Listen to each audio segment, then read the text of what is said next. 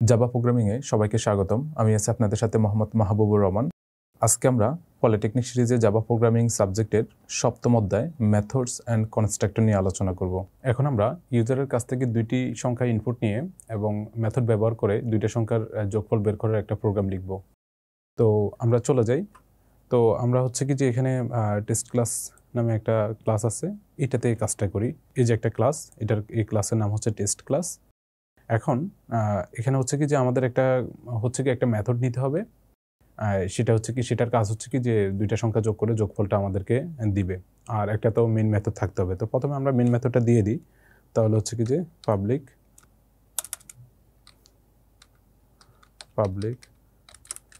Static void main string arts. তো এরপর হচ্ছে কি যে আমাদের মূল মেথডটা দিই, যেটার কাজ হচ্ছে কি যে আমাদের কি করবে, যে দুইটা সংখ্যা যোগ করবে। তো দুইটা সংখ্যা যোগ করার জন্য আমরা এমন একটা মেথড নিব যেটার কাজ হচ্ছে কি দুইটা সংখ্যা যোগ করা, তার মানে হচ্ছে সাম নামে একটা মেথড, এবং এটার বডি থাকবে। তারপর আমরা এখানে একটা কাজ করে দিই, সেটা হচ্ছে কি যে এই মেথডটাকে আমরা পাবলিক করে দিলাম, এবং সেটা আপাতত হচ্ছে কি আমরা চাচ্ছি যে কোনো কিছু রিটার্ন করবে না, তাহলে ভয়েড দিলাম। এরপরে ভয়েড দিলাম। এখন এখানে প্রথম কথা হচ্ছে কি যে আমাদেরকে কিবোর্ড থেকে ইনপুট নিতে হবে। তো কিবোর্ড থেকে ইনপুট যদি নেয় তাহলে হচ্ছে অবশ্যই আমাদেরকে স্ক্যানার ক্লাস নিতে হবে। তো স্ক্যানার ক্লাস, এটা একটা অবজেক্ট তৈরি করলাম, sc = নিউ, তারপর হচ্ছে কি স্ক্যানার কনস্ট্রাক্টর, এবং তার ভিতরে লিখতে হয় আমরা জানি system.in। আর এটা যেহেতু স্ক্যানার ক্লাসটা একটা বিল্ট ইন ক্লাস, তাহলে সেক্ষেত্রে হচ্ছে কি এটা যে প্যাকেজ, এটা আমাদেরকে ইম্পোর্ট করতে হবে। তাহলে ইম্পোর্ট java.util, এবং সেক্ষেত্রের মধ্যে শুধুমাত্র স্ক্যানার ক্লাসটাই আমরা নিলাম। ওকে, এখন হচ্ছে কি যে আমরা দুইটা ভেরিয়েবল আমরা নিব এবং তাদের ভ্যালুগুলো ইনপুট নিয়ে তারপর সেটা হচ্ছে কি যে সাম নামে যে মেথডটা আমরা নিছি সেখানে হচ্ছে কি ট্রান্সফার করব, তারপর সেটা যোগ করে সেখানে আমরা প্রিন্ট করব। তো আমরা প্রথমে সাম নামে যে মেথডটা নিছি সেটার কাজগুলো আমরা কমপ্লিট করে দিই। এখানে হচ্ছে কি যে আমরা এটার মধ্যে দুইটা আর্গুমেন্ট দিয়ে প্যারামিটার দিয়ে দিলাম, একটা হচ্ছে কি যে ইন্ট a, আরেকটা হচ্ছে ইন্ট b। ঠিক আছে, তো এটার ভিতরে আমরা আরেকটা ভেরিয়েবল নিলাম c। এরপরে আমাদের কাজ হচ্ছে কি যে এই c এর মধ্যে a এবং b কে যোগ করে রাখা, এবং c এর ভ্যালুটা আমরা প্রিন্ট করব। তো প্রিন্ট করার জন্য আমাদেরকে লিখতে হবে system.out.println, আর এটা এখানে ছোট্ট একটা মেসেজ দিয়ে রাখি, the summation is। এরপরে এখানে c এর ভ্যালুটা আমরা প্রিন্ট করব। এখন যে এখানে আমরা দুইটা ভেরিয়েবল নিলাম, একটা হচ্ছে কি যে ইন্টিজার ধরে নিয়ে, একটা হচ্ছে x আর একটা হচ্ছে কি y। আমরা প্রথম হচ্ছে কি যে একটা মেসেজ দিব x এর ভ্যালুটা এন্টার করার জন্য। তাহলে হচ্ছে কি যে মেসেজটা কি দিব, তাহলে হচ্ছে কি যে ইনপুট x, এরকম একটা মেসেজ দিলাম, সিম্পল একটা মেসেজ, খুব সাদাসিধে একটা মেসেজ। এখানে আমরা প্রিন্ট লাইন দিব না, কারণ প্রিন্ট লাইন দিলে আমরা জানি যে নিচের লাইনে চলে যায়। আমরা চাচ্ছি যে ইনপুট x, এটার পাশেই ইনপুটটা নিব। তো এই জন্য হচ্ছে কি আমাদেরকে এলএন দেওয়া যাবে না, শুধু প্রিন্টে দিলাম। তারপর হচ্ছে কি ইনপুট নিব। তো ইনপুট নিতে হয় কিভাবে, আমরা জানি যে x = আমাদেরকে প্রথমে দিতে হয় যে অবজেক্টটা, তারপর হচ্ছে যেহেতু এখানে ইন্টিজার ভ্যালু ইনপুট নিব এই জন্য আমাদেরকে লিখতে হয় নেক্সট ইন্ট, এই মেথডটা দিতে হয়। এরপর y এর ভ্যালুটা আমরা ইনপুট নিব। তো এই জন্য আমরা প্রথমে একটা মেসেজ দিয়ে দিব, এবং মেসেজটা হচ্ছে কি যে ইনপুট y। ঠিক আছে, ইনপুটের আইটা আমরা বড় হাতে দিতে পারি। ইনপুটের আইটা আমরা বড় হাতে দিলাম। তো এখানেও এলএন না দিয়ে শুধু প্রিন্ট এটা। এরপর হচ্ছে কি যে আমরা y = আমরা দিতে পারি sc.nextInt। ঠিক আছে, তাহলে y এর ভ্যালুটা আমাদের ইনপুট নেওয়া হয়ে গেল। এখন হচ্ছে আমরা কি করব, যে আমাদের সাম নামে যে মেথডটা আছে সেটাকে কল করব, এবং x এবং y এর ভ্যালুটা এখানে ট্রান্সফার করব। তো কল করতে হলে তাহলে হচ্ছে কি আমাদেরকে অবশ্যই যে আমাদের যে টেস্ট ক্লাস এটার জন্য একটা অবজেক্ট তৈরি করতে হবে। তো অবজেক্ট আমরা একটু তৈরি করে নিই। তো আমরা এইখানে স্ক্যানারের নিচে করি, সমস্যা নেই, উপরে করলেও আমাদের সমস্যা নেই। তো আমরা টেস্ট ক্লাস এটার একটা অবজেক্ট নাম দিলাম হচ্ছে TC equal to new test class, এটার কনস্ট্রাক্টরটা আমি দিয়ে দিলাম। ঠিক আছে, এখন যদি আমরা টিসি ডট ওই সাম নামে যে ভেরিয়েবলটা আছে সেটাকে কল করলাম, এখানে দিলাম এক্স এবং ওয়াই, এক্স এবং ওয়াই। কারণ হচ্ছে কি যে এখান থেকে যে আমরা এক্স এবং ওয়াইয়ের ভ্যালুটা কিবোর্ড থেকে ইনপুট নিব, এবং সেটা হচ্ছে কি যে যখন হচ্ছে কি যে সাম নামে মেথডটা আছে সেটাকে কল করবে, তখন এক্সের ভ্যালুটা এ রিসিভ করবে, ওয়াইয়ের ভ্যালুটা বি রিসিভ করবে। ঠিক আছে, তাহলে আমাদের প্রোগ্রাম কিন্তু শেষ মোটামুটি। তাহলে এখানে আমরা কি কাজ করলাম সেটা একটু দেখাই। এখানে হচ্ছে কি দুইটা ভ্যালু, ইন্টিজার ভ্যালু আমরা কিবোর্ড থেকে ইনপুট নিব এবং সেটা যোগ করে যোগফলটা দেখাবো। কিন্তু যে এটা মেন মেথডের মধ্যে করলে হবে না, এটা হচ্ছে কি যে আমরা আলাদা আরেকটা মেথড নিতে হবে, সেই মেথডের মধ্যে করলাম। তো আমরা প্রথম কথা হচ্ছে কি যে কোনো প্রোগ্রামের মধ্যে অবশ্যই মেন মেথড থাকতেই হবে, এটা ড্যাম শিওর। এরপরে আপনি মেন মেথড আমরা নিলাম, এটা হচ্ছে মেন মেথডের বডি।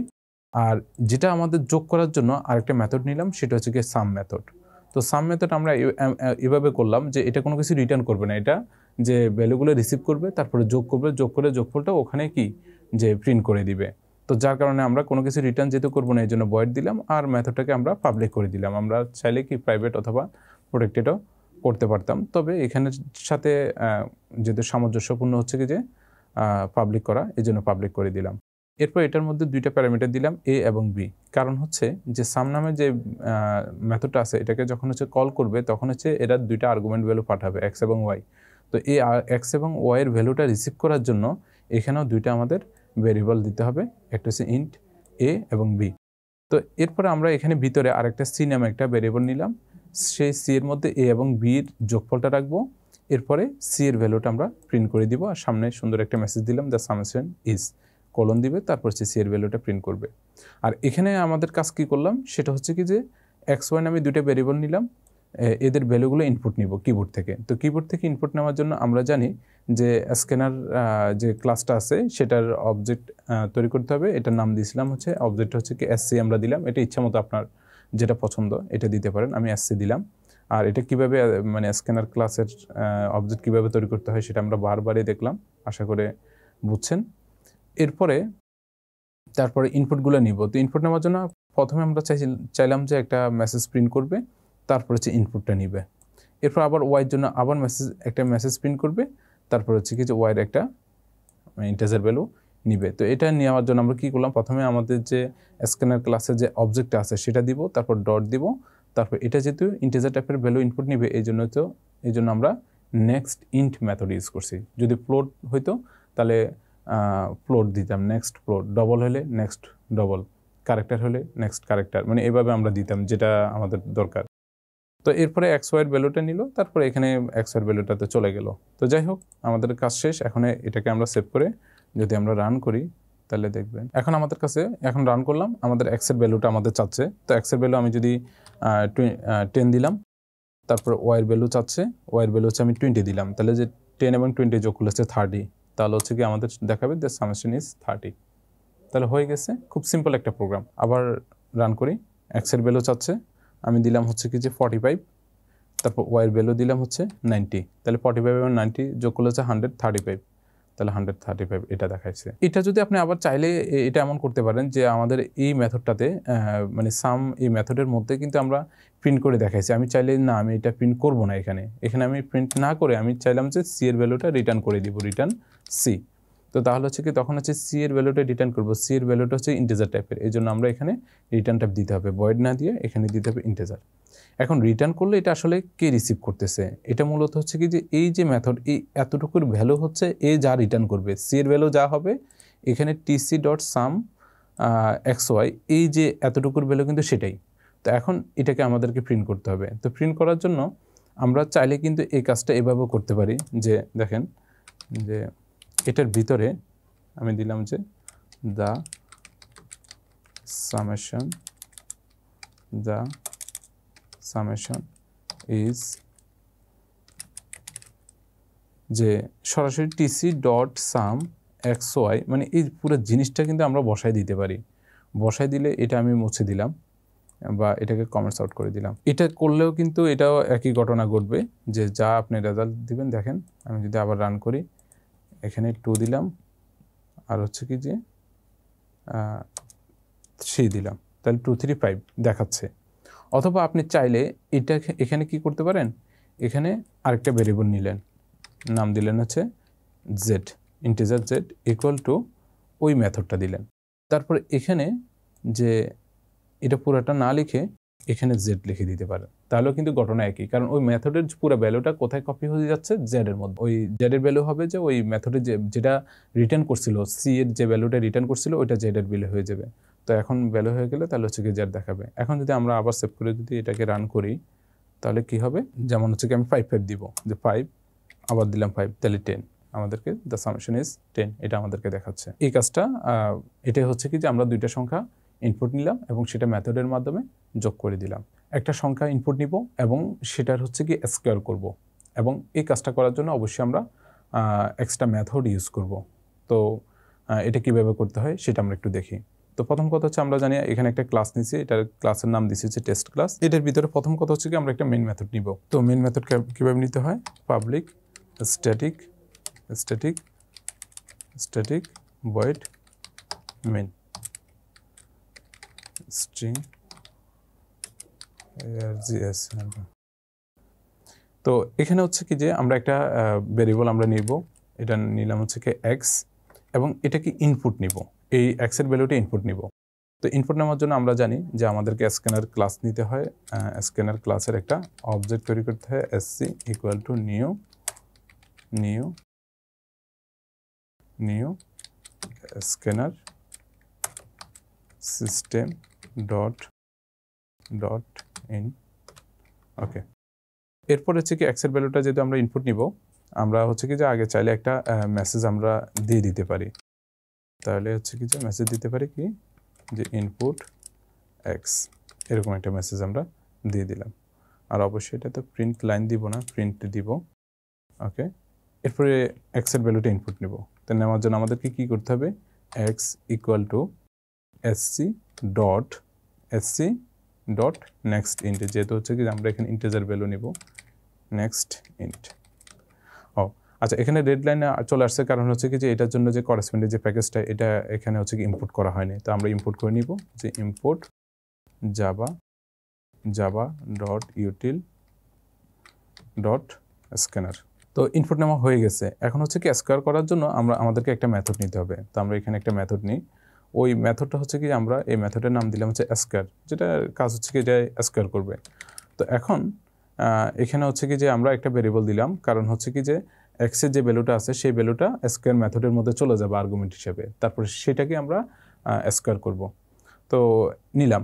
তো এখন কথা হচ্ছে কি যে এই স্কোয়ার মেথডটা আমরা চাচ্ছি যে এটা কোনো ভ্যালু রিটার্ন করবে না, এটার মধ্যে প্রিন্ট করবে, এই জন্য আমরা ভয়েড দিলাম। আর এই মেথডটার অ্যাক্সেস মডিফায়ারটা দিলাম হচ্ছে আমরা পাবলিক। আর কেন পাবলিক হয় সেটা তো আমরা জানি, কারণ হচ্ছে কি যেটা ক্লাসের যে কোনো জায়গা থেকে বা প্রোগ্রামের যে কোনো জায়গা থেকে এটা অ্যাক্সেস করা যাবে, এই জন্য আমরা পাবলিক করে দিছি। তো এখন এই মেথডের আমরা বডিটা দিই, তো বডিটা দিলাম, বডিটা দিলাম। তো এই বডির মধ্যে আসলে কাজটা কী হবে, বডির মধ্যে কাজটা হবে মূলত এক্সকে স্কোয়ার করা, মানে কি দুইটা এক্সকে যদি গুণ করি তাহলে যেটা হবে সেটাই হচ্ছে কি যে ভ্যালু। তাহলে আমি একটা ভেরিয়েবল নিলাম, এটার নাম দিলাম হচ্ছে কি এসকিউ ইকুয়াল টু এক্সকে আবার এক্স দ্বারা গুণ করলে যা হবে সেটাই হবে তার স্কোয়ার। ওকে, এরপর আমরা এখানে চাচ্ছি যে এই স্কোয়ারের ভ্যালুটা এখানেই প্রিন্ট করে দিতে। তো প্রিন্ট করে দিলে তাহলে হচ্ছে কি আমরা এখানে চাচ্ছি যে এরকম প্রিন্ট লাইন, তাহলে হচ্ছে কি যে এখানে দিব হচ্ছে কি যে the square value of x is, তাহলে হচ্ছে কি যে এরকম করে আমরা এসকিউ দিলাম। ঠিক আছে, হয়ে গেছে। তাহলে এখন হচ্ছে কি আমরা তো এখানে ইনপুট নিচ্ছি, কিন্তু হচ্ছে কি যে মেথডটা কল করি নেই এবং এক্সের ভ্যালুটা ওখানে পাঠাই নেই।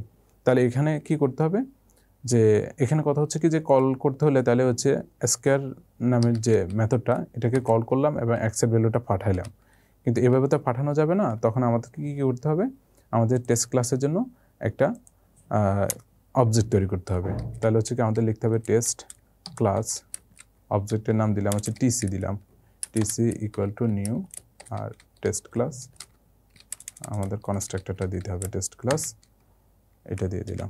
ওকে, এখন এই তাহলে হচ্ছে কি যে এটাকে অ্যাক্সেস করতে হলে আমাদের দিতে হবে টিসি। তাহলে সামনে টিসি দিয়ে দিলে কিন্তু ওই স্কোয়ার মেথডে চলে যাবে এক্সের ভ্যালুটা নিয়ে। তারপর এক্সের ভ্যালুটা হচ্ছে কি যে স্কোয়ার হয়ে যাবে, সেটা ভ্যালুটা এস কিউর মধ্যে থাকবে, তারপরে এস কিউর ভ্যালুটা এখানে প্রিন্ট হয়ে যাবে। তাহলে কাজ কিন্তু হয়ে গেছে। তো আমরা এখন হচ্ছে কি সেভ করে যদি আমরা এটাকে রান করি, তাহলে হচ্ছে এক্সের ভ্যালুটা আমাদের কাছে চাচ্ছে। তো আমি এখানে দিলাম 7, তো 7 49, তাহলে 7 দিলে তাহলে 49, হ্যাঁ এই যে 49 এটা আমাদেরকে দেখাচ্ছে।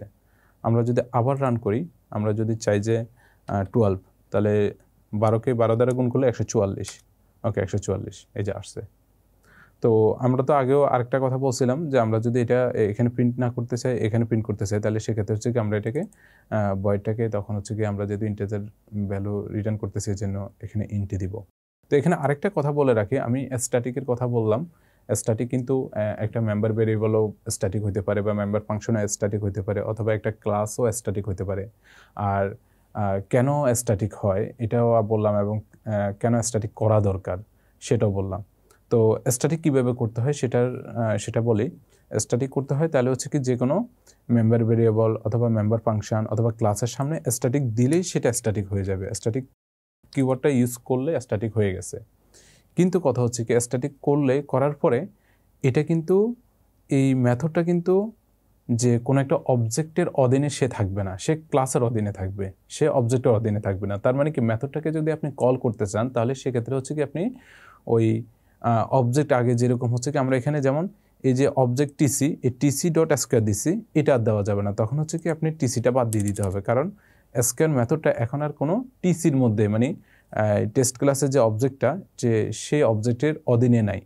তো তখন হচ্ছে কি আপনি এটাকে স্বতন্ত্রভাবে আপনাকে দিতে হবে যে স্কোয়ার এক্স, এটা আপনাকে দিতে হবে, যে এটার সামনে আর কোনো অবজেক্ট দেওয়ার প্রয়োজন নেই। তো অবজেক্ট যেহেতু দেওয়ার প্রয়োজন নাই, তাহলে অবজেক্ট এখানে ক্রিয়েট করারও প্রয়োজন নেই, আমি সেটাও মুছে দিলাম। ঠিক আছে, এখন দেখেন রান করলে কিন্তু একই ঘটনা ঘটবে। আমি সেভ করে হচ্ছে কি যে রান করে দেখেন, রান করলাম, আমি এক্সের ভ্যালু হচ্ছে পোর্ট দিলাম 4 × 16, এই যে 16 চলে আসছে। ঠিক আছে, তো এটাও আপনি করতে পারেন।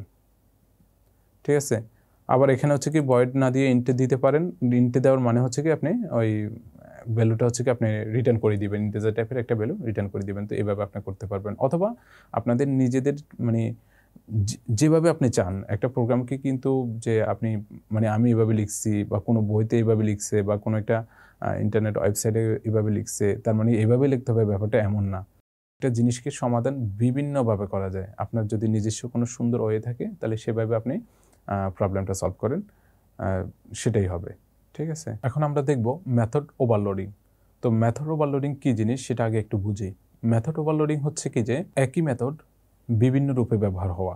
অর্থাৎ হচ্ছে কি যে আপনি এটা হচ্ছে কি যে যদি আপনি আর্গুমেন্ট বেস যদি বিভিন্ন রূপ দিতে চান তাহলে কেমন হবে। যেমন হচ্ছে কি যে একটা মেথড নাম দিয়ে একাধিক মেথড করা, কিন্তু এদের কিছু জায়গায় ভিন্নতা থাকবে। সেটা হচ্ছে যদি আমি আর্গুমেন্টের হিসেবে যদি এটাকে ব্যারি করি, তাহলে হয়তো দেখা যাচ্ছে আর্গুমেন্ট কোনোটাতে একটা দিচ্ছি, কোনোটাতে 2টা, কোনোটাতে 3টা। তাহলে হচ্ছে কি যে যদিও মনে হচ্ছে যে 2টা মেথড একই, মানে 2টা 3টা বা একাধিক মেথড একই মনে হচ্ছে, কিন্তু তাদের আর্গুমেন্টের সংখ্যার উপরে এটা ভিন্ন হয়ে গেছে।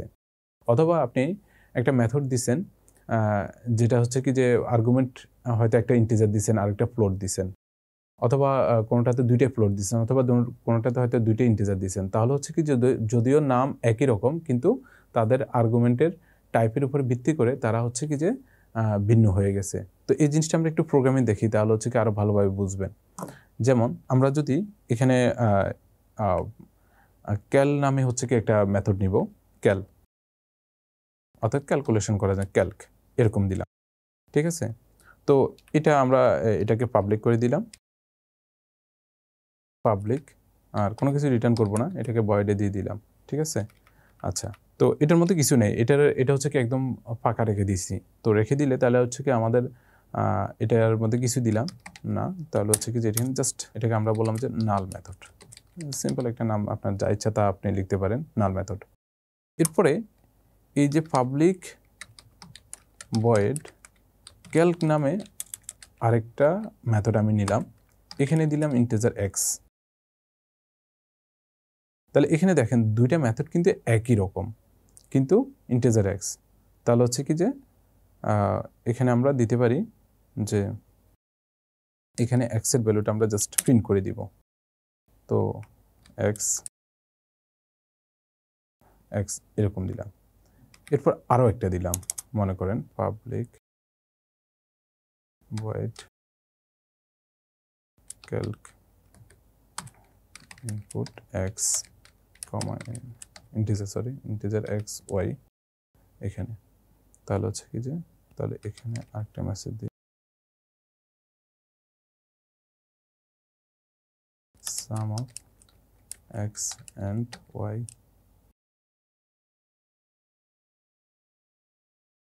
এক্স প্লাস ওয়াই আরেকটা দিলাম। আপনি যতগুলো ইচ্ছা আপনি ততগুলো আপনি দিতে পারেন। জাস্ট আমাদের সব জায়গায় কিন্তু একটা জিনিস খেয়াল করতেছেন যে সব জায়গায় কিন্তু মেথডের নামগুলো একই রকম, কিন্তু যে আর্গুমেন্টের টাইপ এবং সংখ্যা কিন্তু ভিন্নতা। এটা হচ্ছে কি যে এটা যে ইন্টিজার সামেশন, তাহলে ইন্টিজার ভ্যালু সামেশন এটা দিলাম। তাহলে এটা হচ্ছে কি যে float value summation is x plus y. আর দিব না। এরপর হচ্ছে আমরা মেন মেথডটা দিয়ে দিই, public static void main string args. এরপরে আমাদের যে ক্লাসটা আছে টেস্ট ক্লাস, এটার একটা অবজেক্ট আমরা তৈরি করে নিই, টেস্ট।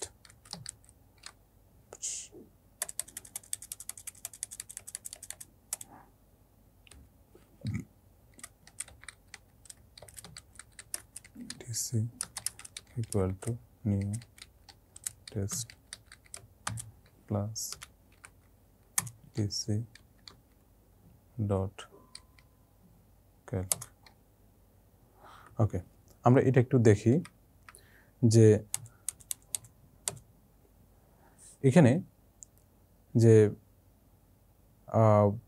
একটা ক্লাস নিলাম টেস্ট ক্লাস, এটার ভিতরে হচ্ছে কি যে এটা হচ্ছে কি আমাদের মেন মেথড, আর এখানে হচ্ছে কি চারটা মেথড লিখছি, কিন্তু চারটারই কিন্তু নাম একই রকম, যে ক্যালক, সব জায়গায় ক্যালক,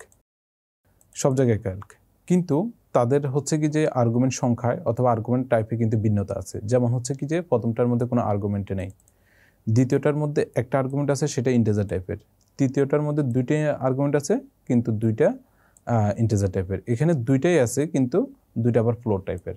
তাহলে যদিও নামগুলা সবগুলোর একই হয় কিন্তু তাদের আর্গুমেন্ট সংখ্যায় অথবা আর্গুমেন্ট টাইপে ভিন্নতা আছে।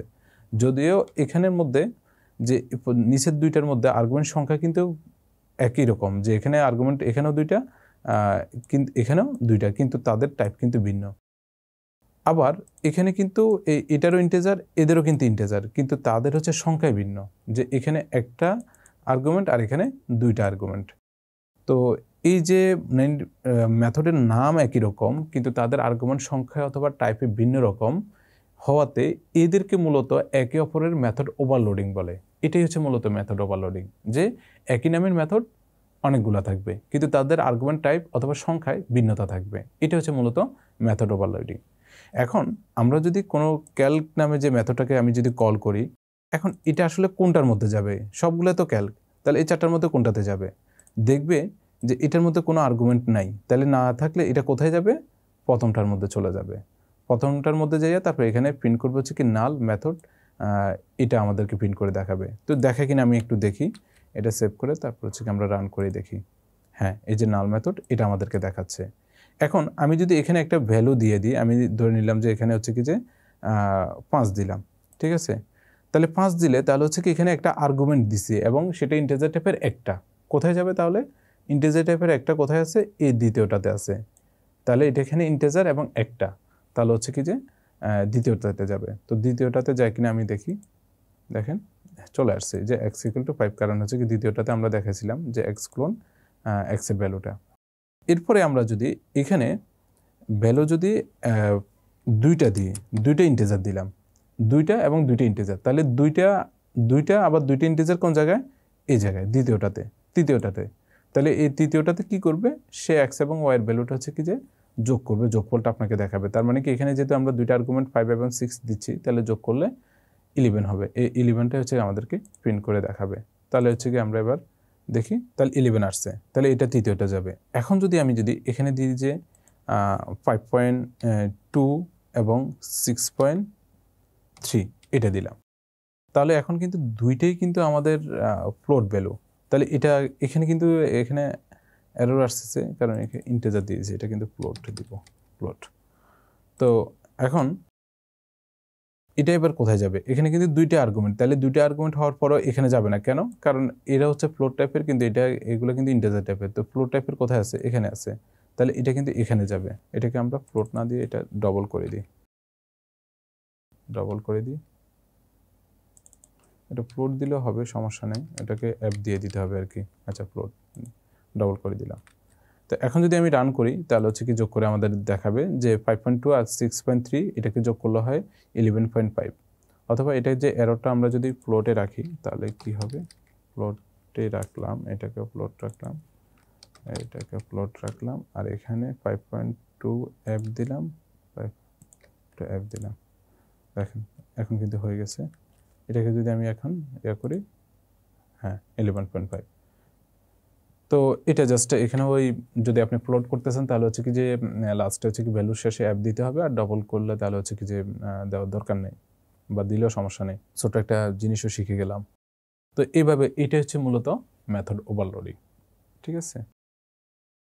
আর আরেকটা আছে মেথড ওভাররাইডিং, সেটা আমরা পরে কোনো এক সময় দেখাবো। এবং মেথড ওভাররাইডিংটা হচ্ছে কি যে ইনহেরিটেন্সে মূলত হচ্ছে কি যে ইউজ করা হয়। তো এটাও আমরা দেখব, পলিমরফিজম ইনহেরিটেন্স। তো এটা হচ্ছে কি মেথড ওভারলোডিং। এখন আমরা দেখব কনস্ট্রাক্টর ওভারলোডিং। কনস্ট্রাক্টর ওভারলোডিং হচ্ছে কি যে অনেকটা মেথড ওভারলোডিং এর মতোই। ওখানে হচ্ছে কি যে কনস্ট্রাক্টর থাকবে, কিন্তু তাদের আর্গুমেন্ট সংখ্যাগুলো ভিন্ন হবে। তো আমরা একটু দেখে নিই কীভাবে করতে হয়। তো আমরা এটা একটু মুছে দিই, এটা এই সবগুলো মুছে দিলাম, আর এটা টেস্ট ক্লাস এটা মুছে দিলাম। আচ্ছা, এটাও একটু মুছে দিই, পরে নাইলে আবার লিখবো। কনস্ট্রাক্টর তো আমরা জানি কনস্ট্রাক্টর কীভাবে লিখতে হয়। কনস্ট্রাক্টর মূলত হচ্ছে কি যে ক্লাসের নাম যা, কনস্ট্রাক্টরও নাম তাই হবে। এবং কনস্ট্রাক্টরটাকে আমি পাবলিক করে দিলাম, তো পাবলিক, আর কনস্ট্রাক্টরের নাম হবে ক্লাসের নামের অনুরূপ, একদম হুবহু একই রকম হইতে হবে। যেভাবে ছোটো হাতে থাকলে ছোটো হাতের, বড় হাতে থাকলে বড় হাতে দিতে হবে, কোনো ধরনের ভিন্নতা থাকা যাবে না। তাহলে টেস্ট ক্লাস, ঠিক আছে এখানে। তাহলে এটা হচ্ছে কি যে আমাদের কনস্ট্রাক্টর দিলাম, এটা হচ্ছে নাল করে দিলাম, সিম্পল। তো এখানে এটা হচ্ছে কি যে এখানে যদি আমরা আউট করি, এখন এখানে হচ্ছে কি যে এটা নাল কনস্ট্রাক্টর, এটা সিম্পল একটা মেসেজ লিখে দিই, আর কিছু না। কনস্ট্রাক্টর, নাল কনস্ট্রাক্টর এইটা। এরপর আরেকটা কনস্ট্রাক্টর নিই, সেটাকেও আমরা পাবলিক করে দিলাম, এবং হচ্ছে নাম দিলাম হচ্ছে এটা তো অবশ্যই আমাদের নাম তো একই রকম হইতে হবে। এখানে আমরা দিলাম হচ্ছে, আচ্ছা এখানে আগে একটা কাজ করি। এখানে হচ্ছে কি যে মনে করেন একটা স্টুডেন্টের রোল নাম থাকবে, নেম থাকবে, এবং হচ্ছে কি তার মার্কস থাকবে। আচ্ছা, রোল এবং নেম এই দুইটাই দিই, আর কিছু না। তাহলে রোলের জন্য ইন্টিজার রোল নাম্বার দিলাম, আর আরেকটা হচ্ছে কি যে স্ট্রিং নেম দিলাম, ঠিক আছে। তো এখানে ইন্টিজার হচ্ছে কি যে আমরা রোলের জন্য আচ্ছা আর দিলাম, ঠিক আছে। আর এখানে হচ্ছে আমরা দিলাম হচ্ছে রোল ইকুয়াল আর, এবং এর রোল নাম্বারটা হচ্ছে কি আমাদেরকে প্রিন্ট করে দেখাবে। তাহলে আউট, তাহলে হচ্ছে কি যে রোল, আমরা রোল নাম্বারটা হচ্ছে কি এখানে শো করাবো। আর আরও একটা কনস্ট্রাক্টর নিই, তাহলে সেটাকে আমরা পাবলিক করে দিলাম, পাবলিক, এবং নাম তো একই রকম থাকবে, পাবলিক টেস্ট ক্লাস হচ্ছে ইন্টিজার আর এটার হচ্ছে কি যে স্ট্রিং নেমের জন্য হচ্ছে কি এনে দিব, ঠিক আছে। তো এরপরে হচ্ছে কি যে আমরা হচ্ছে এখানে রোল ইকুয়াল টু আর দিব এবং হচ্ছে নেম ইকুয়াল টু এন দিব এবং এখানে আমরা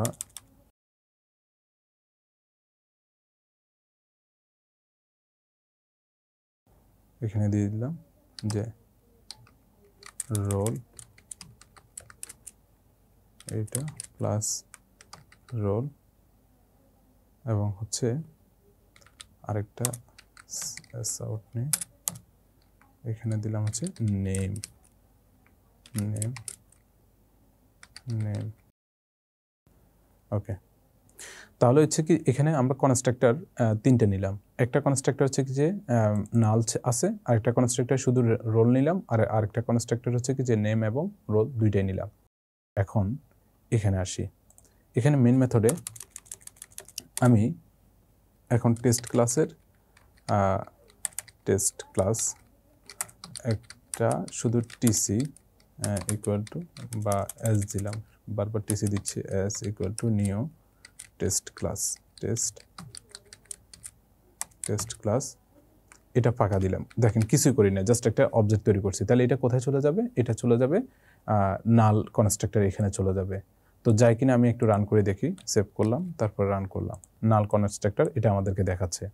এখন আমি যদি এখানে একটা রোল নাম্বার দিয়ে দিই, আমি দিয়ে দিলাম হচ্ছে কি যে 125, এখানে ভ্যালু দিলাম 2525, তো এটা রোল দিলাম। তাহলে এটা রোল দিলে তাহলে এটা কোথায় যাবে? নালে তো যাবে না, আর লাস্টটাতে তো হচ্ছে কি রোল এবং নেম দুইটাই চাইছে, তাহলে দুইটাতে যাবে না, তাহলে সে যাবে মাঝেরটাতে। তো মাঝেরটাতে যায় কিনা দেখি, এই যে মাঝেরটাতে আসছে, সেখানে রোলটা প্রিন্ট করছে। এখন আমি যদি রোলও দিলাম আবার নেমও দিলাম, তো নেম দিলাম হচ্ছে আরাফাত, এরকম একটা নাম দিলাম। তো এখন যদি আমরা প্রিন্ট করি তাহলে এটা কোথায় যাবে? তৃতীয়টাতে যাবে, সেখানে রোলও দেখাবে এবং নেমে দেখাবে। অ্যান্ড যদি আমি প্রিন্ট করি তাহলে দেখেন রোল আর নেম দুইটাই আমাদেরকে দেখাচ্ছে। তো এইটাকে আমরা বলি যে কনস্ট্রাক্টর ওভারলোডিং। তো কনস্ট্রাক্টর ওভারলোডিং দ্বারা আমরা এখানে কি বুঝলাম? একই কনস্ট্রাক্টর থাকবে কিন্তু তাদের আর্গুমেন্টের সংখ্যায় অথবা টাইপে হচ্ছে কি যে ভিন্নতা থাকবে। এটা হচ্ছে কি যে কনস্ট্রাক্টর ওভারলোডিং। অথবা আপনারা ভিন্নভাবে এটাকে ইমপ্লিমেন্ট করতে পারেন, আপনাদের নিজেদের পছন্দ মতো করে আপনারা ইমপ্লিমেন্ট করবেন। এখন আমরা দেখব এই অধ্যায়ের গুরুত্বপূর্ণ প্রশ্নগুলা। তো প্রথমে আছে যে মেথড বলতে কি বোঝো? আমরা মেথড অলরেডি বুঝে ফেলছি যে মেথড হচ্ছে কি যে মেথডকে আমরা মেম্বার ফাংশনে বলতে পারি, অর্থাৎ একটা ক্লাসের মধ্যে যে মেম্বার ফাংশনগুলো থাকবে সেগুলোর প্রত্যেকটিকে এক একটি মেথড বলা হবে। আর আবার যদি আরেকটু বেশি করে বলতে চান তাহলে হচ্ছে কি যে আমরা যখন একটা বড় একটা সমস্যাকে সমাধান করতে চাই তাহলে সমস্যাটাকে ক্ষুদ্র ক্ষুদ্র অংশে ভাগ করি, আর এই ক্ষুদ্র ক্ষুদ্র অংশগুলোকে আমরা প্রোগ্রামে হচ্ছে কি যে মেথড হিসেবে উপস্থাপন করি। তো এটা হচ্ছে কি মেথড। তো তাহলে হচ্ছে কি কোনো একটা নির্দিষ্ট সমস্যা সমাধান করার জন্য যে একটা নির্দিষ্ট কোড ব্লক হচ্ছে কি যে এটা মেথড। এরপর মেথড ওভারলোডিং বলতে কি বুঝি? মেথড ওভারলোডিং হচ্ছে কি যে একই নামের একাধিক মেথড, কিন্তু তাদের আর্গুমেন্ট সংখ্যায় অথবা টাইপে তাদের ভিন্নতা থাকবে। তো তখন হচ্ছে ভিন্নতা যদি থাকে তাহলে ওই মেথডগুলোকে যে একে অপরের মেথড ওভারলোডিং বলা হবে। এরপর হচ্ছে কি যে অবজেক্ট ও ক্লাসের মাঝে মূল পার্থক্য কি? অবজেক্ট এখানে আমরা খুব স্বাভাবিকভাবে বলতে পারি ক্লাসটা হচ্ছে কি মূলত একটা ইউজার ডিফাইন্ড ডাটা টাইপ, আর অবজেক্টটা হচ্ছে সেই ইউজার ডিফাইন্ড ডাটা টাইপের একটা ভেরিয়েবল। ঠিক আছে, অর্থাৎ হচ্ছে কি যে ক্লাসটা হচ্ছে একটা ফিজিক্যাল এন্টিটি, লজিক্যাল এন্টিটি, আর অবজেক্ট হচ্ছে তার ফিজিক্যাল এন্টিটি, অর্থাৎ এটা একটা কনসেপ্ট আর অবজেক্ট হচ্ছে কি যে এটা একটা বাস্তব জিনিস। তো ওইটাকে আমরা টেমপ্লেট অথবা ব্লু প্রিন্ট বলি, আর এটা হচ্ছে কি যে মানে ওই টেমপ্লেট অথবা ব্লু প্রিন্টের একটা বাস্তব রূপ, সেটা হচ্ছে কি অবজেক্ট। এরপর ওভারলোডিং কনস্ট্রাক্টর বা কপি কনস্ট্রাক্টর বলতে কি বুঝো? তো ওভারলোডিং কনস্ট্রাক্টর তো আমরা বুঝে ফেলছি, সেটা হচ্ছে কি যে কনস্ট্রাক্টর যদি একাধিক কনস্ট্রাক্টর যদি একই ইয়াতে থাকবে এবং তাদের হচ্ছে একই ক্লাসের মধ্যে থাকে এবং তাদের হচ্ছে কি যে আর্গুমেন্ট সংখ্যায় অথবা আর্গুমেন্ট টাইপে যদি ভিন্নতা থাকে তাহলে একে অপরের আমরা এখানে ওভারলোডিং কনস্ট্রাক্টর ওভারলোডিং বলি বা ওভারলোডিং কনস্ট্রাক্টর বলি। আর কপি কনস্ট্রাক্টর যেটা, সেটা হচ্ছে কি যে আমরা একটা কনস্ট্রাক্টর আমরা নর্মালি এখানে কি করছি যে আমাদের যে আর্গুমেন্ট দিচ্ছি, তো আর্গুমেন্টগুলো হচ্ছে কি যে আমরা নর্মালি হচ্ছে কি যে বিল্ট ইন যে ডাটা টাইপটা আছে সেটা ব্যবহার করে ভেরিয়েবল দিচ্ছি, সেই ভ্যালুগুলো আমরা পরবর্তীতে ইনস্ট্যান্স ভেরিয়েবলের ভ্যালুতে আমরা রিপ্লেস করছি।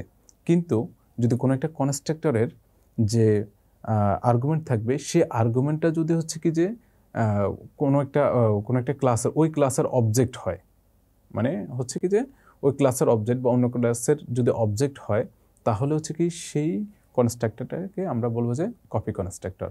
আবার বলতেছি, কপি কনস্ট্রাক্টর হচ্ছে কি যে একটা কনস্ট্রাক্টর, সেটার যে আর্গুমেন্টটা যদি ওই ক্লাসের অবজেক্ট হয়, তাহলে সেক্ষেত্রে ওই কনস্ট্রাক্টরটাকে আমরা কপি কনস্ট্রাক্টর বলি।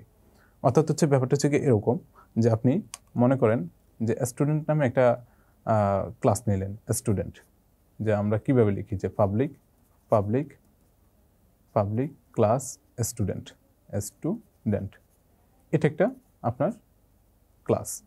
এখন এখানে একটা স্টুডেন্ট, এখানে হচ্ছে কি যে স্টুডেন্ট নামে এখন হচ্ছে কি আপনি একটা কনস্ট্রাক্টর দিলেন, যেমন হচ্ছে কি আপনি এখানে দেখেন ইন্টিজার এক্স নামে একটা ইনস্ট্যান্স ভেরিয়েবল নিলেন। এখন আপনি একটা কনস্ট্রাক্টর নিলেন যে স্টুডেন্ট, এবং তার মধ্যে আর্গুমেন্ট আপনি দিলেন ইন্টিজার পি, এবং সেখানে এক্স ইকুয়াল টু আপনি দিলেন পি। তো এটা তো সাধারণ একটা কনস্ট্রাক্টর। এখন এখানে যে আর্গুমেন্ট আছে, যে আর্গুমেন্ট হচ্ছে কি যে পি, এখন আপনি যদি আবার কনস্ট্রাক্টরটা তৈরি করেন স্টুডেন্ট, এবং এখানে স্টুডেন্ট হচ্ছে আপনার ক্লাস, আর সেই ক্লাসের একটা অবজেক্ট এস, এটা যদি এই স্টুডেন্টের যদি কি হয় যে এটা যদি মানে আর্গুমেন্ট হয় যে এটা কনস্ট্রাক্টর, এই কনস্ট্রাক্টরের আর্গুমেন্ট হচ্ছে ওই ক্লাসের একটা অবজেক্ট অথবা ভিন্ন কোনো ক্লাসের অবজেক্ট, তাহলে সেক্ষেত্রে এই কনস্ট্রাক্টরটাকে বলা হবে কপি কনস্ট্রাক্টর। অর্থাৎ এখানে খেয়াল করছেন যে আর্গুমেন্ট এখানে হচ্ছে কি যে একটা যে কোনো ইউজার, এই যে বিল্ট ইন ডাটা টাইপ, আর এখানে কিন্তু বিল্ট ইন ডাটা হয় নাই, এটা কিন্তু যে আরেকটা কনস্ট্রাক্টরের আরেকটা ক্লাসের অবজেক্ট হচ্ছে কি এখানের আর্গুমেন্ট। তাহলে আর্গুমেন্ট হচ্ছে কি একটা বিল্ট ইন, আর একটা হচ্ছে কি যে অবজেক্ট। তো এই যে যখন অবজেক্ট হবে তখন এটাকে কপি কনস্ট্রাক্টর বলা হবে। এরপর আছে জাভাতে গার্বেজ কালেকশন হচ্ছে কি যে আপনি কোনো একটা অবজেক্ট যদি আপনি মানে ক্রিয়েট করেন, তাহলে অবজেক্টের জন্য তো অবশ্যই আপনি কনস্ট্রাক্টর দ্বারা হচ্ছে কি এটার জন্য মেমোরি বরাদ্দ করছেন। তো এখন অবজেক্টটা আপনি দীর্ঘক্ষণ আপনি ইউজ করতেছেন না, তাহলে হচ্ছে কি যে এটা যে মেমোরিগুলো তো হচ্ছে কি যে ওয়েস্ট করতেছে, এটা অপচয় হচ্ছে।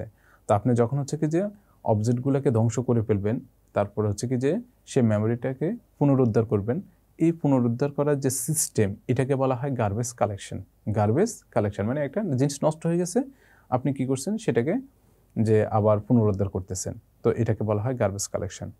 এরপর হচ্ছে মাল্টিপল কনস্ট্রাক্টর। তো মাল্টিপল কনস্ট্রাক্টর অলরেডি আমরা দেখাইছি যে আপনার একটি ক্লাসের মধ্যে একাধিক কনস্ট্রাক্টর আপনি দিতে পারেন, একটাও দিতে পারেন, একাধিকও দিতে পারেন। তো একাধিক যেমন হচ্ছে কি আপনি একটা দিলেন হচ্ছে মানে ডিফল্ট কনস্ট্রাক্টর দিলেন, আবার একটা আর্গুমেন্টেড কনস্ট্রাক্টর দিলেন, আবার কপি কনস্ট্রাক্টর দিলেন, তাহলে একটা ক্লাসের মধ্যে আপনি অনেকগুলো কনস্ট্রাক্টর দিচ্ছেন। তো এটাকে বলা হবে মাল্টিপল কনস্ট্রাক্টর। এরপরে এখানে সংক্ষিপ্ত এবং রচনামূলক প্রশ্নের মধ্যে আছে যে কনস্ট্রাক্টর মেথডের বৈশিষ্ট্যগুলো কি কি, যেটা আমরা অনেক বেশি আলোচনা করছি। তারপর জাভা যে খণ্ডের বিভিন্ন জাভার যে মানে একটা মেথডের বা একটা হচ্ছে কনস্ট্রাক্টরের বিভিন্ন যে অংশগুলো আছে সেটার জন্য আলোচনা করা। এরপরে মেথডের আসলে ব্যবহারের কী সুবিধাগুলো আছে সেগুলো নিয়ে অনেক বেশি আলোচনা করছি। এরপর হচ্ছে কি যে মেথড ওভারলোডিংয়ের সীমাবদ্ধতা কী, মেথড ওভারলোডিংয়ের কিছু সীমাবদ্ধতা আছে। যদি আমরা এখানে ব্যবহার দেখছি যে একই নামের অনেকগুলো মেথড, কিন্তু তাদের আর্গুমেন্ট সংখ্যা হতে বা টাইপের ভিন্নতা, কিন্তু এটা হওয়ার পরেও কিছু তার অসুবিধা আছে, তো সে অসুবিধাগুলো লিখতে হবে। এরপর হচ্ছে কি যে উদাহরণসহ গার্বেজ কালেকশনের পদ্ধতি, কীভাবে আমরা গার্বেজ, তো আমরা জানি যে অবজেক্টকে ধ্বংস করা, অর্থাৎ হচ্ছে কি যে আমরা কনস্ট্রাক্টর দ্বারা হচ্ছে অবজেক্ট আমরা ক্রিয়েট করি, আর ডেস্ট্রাক্টর নামে আরেকটা মেথড আছে, সেটা দ্বারা হচ্ছে কি যে অবজেক্টকে ডেস্ট্রয় করা। তো ডেস্ট্রয় যখন করবেন তখন হচ্ছে কি যে মেমোরিটা পুনরুদ্ধার হবে আর আপনার গার্বেজ কালেকশন হবে। তো এটা আপনি দেখে নেবেন। এরপর হচ্ছে মেথড ওভারলোডিং পদ্ধতির একটি জাভা প্রোগ্রাম, সেটা আমরা দেখাইছি অলরেডি। কনস্ট্রাক্টর মেথড ব্যবহার করে জাভা প্রোগ্রাম, সেটা আমরা দেখাইছি। তারপর হচ্ছে প্রোগ্রামের মাধ্যমে ওভারলোডিং কনস্ট্রাক্টর বা কপি কনস্ট্রাক্টর, সেটাও আমরা দেখাইছি। তো আশা করি এখানে হচ্ছে কি যা প্রশ্ন সব কিছু সুন্দরভাবে বোঝানোর চেষ্টা করছি, যে আপনারা হচ্ছে কি এটা ভিডিওগুলো খুব ভালোভাবে মনোযোগ দিয়ে দেখবেন, এবং হচ্ছে বেশি বেশি করে হচ্ছে কম্পিউটারে জাভা প্রোগ্রামিংয়ে এগুলো আপনি প্রোগ্রামগুলো করার চেষ্টা করবেন। প্রোগ্রাম যত বেশি করবেন আপনি এই কনসেপ্টগুলো তত সুন্দরভাবে ক্লিয়ার হবে। কিন্তু যদি আপনি এমনিতে পড়েন অথবা শুধু ভিডিও দেখে বসে থাকেন, তাহলে হচ্ছে কি যে আপনি ভালোভাবে ব্যাপারগুলো বুঝতে পারবেন না। এই জন্য আপনাকে মনোযোগ দিয়ে ভিডিও দেখতে হবে, বুঝতে হবে, সাথে সাথে আপনি প্রোগ্রামগুলো লিখতে হবে। মানে লিখা বলতে হাতে লেখা না, মানে যার মানে পিসি আছে অথবা অ্যান্ড্রয়েড ফোনে হচ্ছে কি আজকে এখনকার বর্তমান সময় হচ্ছে ইন্টারনেট কম্পাইলারগুলো আসছে, সেখানে হচ্ছে কি আপনি কম্পাইল করে দেখতে পারেন। তো কম্পাইল করলে আপনি সবচেয়ে ভালোভাবে বুঝবেন এবং আপনি বিভিন্নভাবে কম্পাইল করবেন। আপনি চিন্তা করতেছেন হয়তো আমি এভাবে সলভ করছি বা বইতে এভাবে সলভ আছে বা অন্য কোনো জায়গায় অন্যভাবে সলভ আছে, আপনার কাছে মনে হচ্ছে যে মানে হয়তো এগুলো থেকে আমি আরও বেটার ওয়েতে করতে পারি। হ্যাঁ, আপনারটা আপনি ট্রাই করেন। আজকে এ পর্যন্ত, সবাইকে ধন্যবাদ। আল্লাহ হাফেজ।